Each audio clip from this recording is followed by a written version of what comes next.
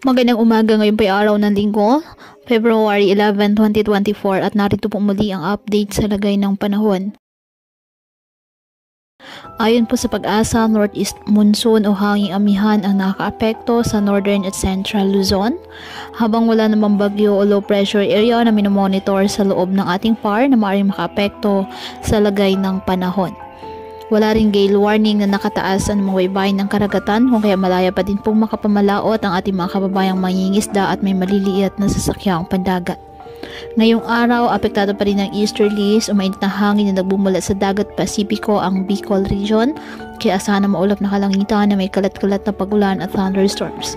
Ang Batanes, Cagayan, Kalinga, Apayao, Isabela, Aurora at Quezon, asahan din ang maulap na kalangitan na may mahihinang mga pag-ulan dahil naman po yan sa hanging amihan o northeast monsoon. Ang nalalabing bahagi ng Luzon, kasama na Metro Manila, bahagyang maulap hanggang sa maulap na kalangitan with isolated light rains dahil po sa amihan.